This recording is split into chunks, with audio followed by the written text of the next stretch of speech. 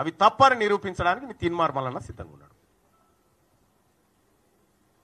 Thank you.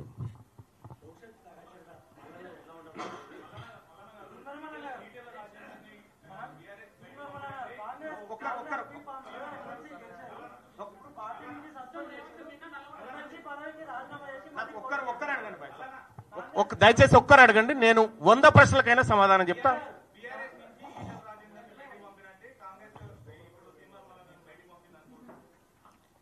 Etela Rajender గారు పోయి ఎన్నికల్లో కంటెస్ట్ చేసి భారతీయ జనతా పార్టీలో చేరి ఆయన రాజకీయం చేస్తూ ఉన్నాడు. నేను ఏదో పార్టీలో చేరడానికి చూస్తలేను కదా, నేను బీసీ మూవ్మెంట్ నడపడానికి చూస్తూ ఉన్నాం.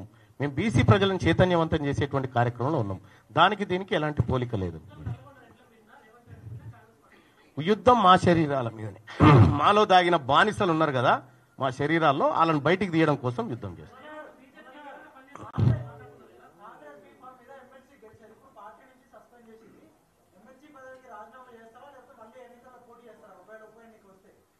ఉప ఎన్నిక ఎందుకు వస్తుంది? వాళ్ళు సస్పెండ్ చేసుకుంటే నేనేం చేయాలి భాయ్ సాబ్? నేను రాజీనామా చేయలే కదా.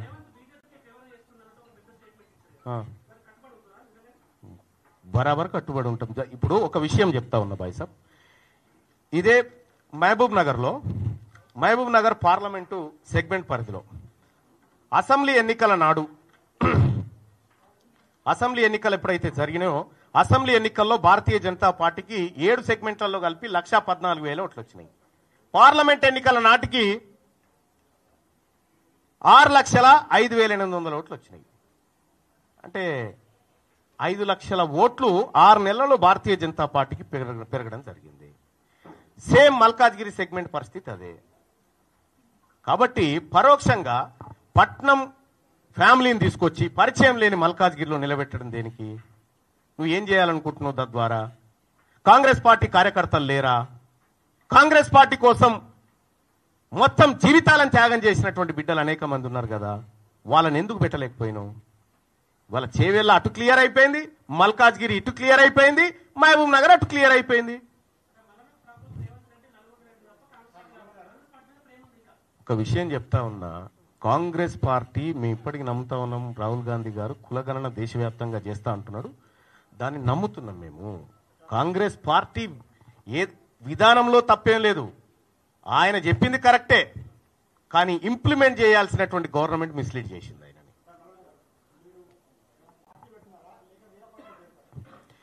మేము పార్టీ పెట్టడం కానీ పార్టీలో చేరడం కానీ ఈ నిర్ణయాలు ఇంకా తీసుకోలేదు. మా మేధావి వర్గం అంతా, బీసీ మేధావి వర్గం అంతా కూర్చొని ఫస్ట్ ఈ ప్రజలకు ఏం కావాలనేటువంటి నిర్ణయాలు తీసుకుంటాం. అందులో మా పాత్ర ఎలా ఉండాలని మా మేధావి వర్గం డిసైడ్ చేస్తూ దాన్ని బట్టి ముందు.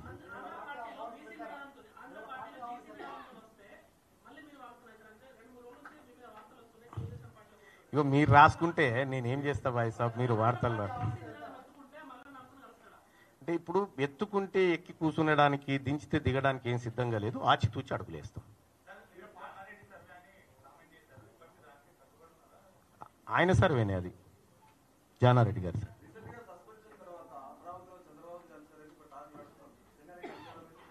అనుకోరా, తప్పేమున్నది అట్లా.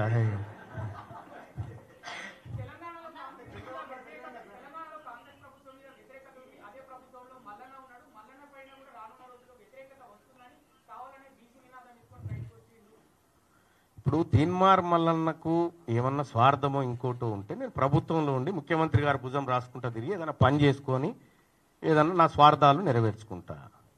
నేను క్లియర్గా ఓపెన్గా చెప్తా ఉన్నా, నేను చేరింది కాంగ్రెస్ పార్టీలో చేరింది ఈ ఒక్క హామీ కోసం చేరినా. తీన్మార్ మల్లన్న పని చేసుకోవడానికి అనేకమైనటువంటి అవకాశాలు ఇవ్వడానికి వాళ్ళు సిద్ధంగా ఉండే, కానీ నా అవకాశం ఓన్లీ బీసీ ప్రజల చైతన్యపరచడం ఒకటే. కాబట్టి ఏ స్వార్థం లేకుండా నికార్సైనటువంటి బీసీ బిడ్డగా ఈ వర్గాల కోసం పనిచేయాలని నిర్ణయం తీసుకున్నాం కాబట్టే ఇటువైపు నిలబడ్డాం.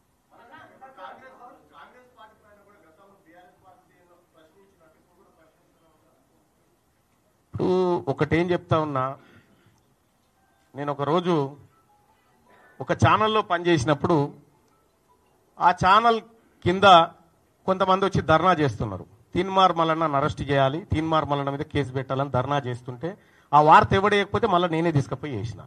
ఒకవేళ నేనేమైనా తప్పు చేసినా మీరెట్లయితే ప్రశ్నిస్తారో, ఏ పార్టీ ఏ ప్రభుత్వం ఉన్నా ఇదే విధానంలో ప్రశ్నించడం ఉంటుంది. నిజంగా కాంగ్రెస్ పార్టీ బీసీలకు ఏ పొరపాటు సరిపోయిందా, సర్వే సరిదిద్దుకుంటాం, మంచిగా చేస్తాం అనేటువంటి మాట చెప్తే చేయమని ఎంకరేజ్ చేస్తాం.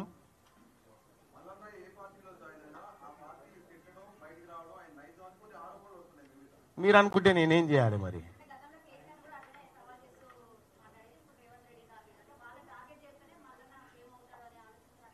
అంటే తీన్మార్ మల్లన్న నాయన చిన్న వార్డు మెంబర్ కూడా కాదు ఫస్ట్ ఆఫ్ ఆల్.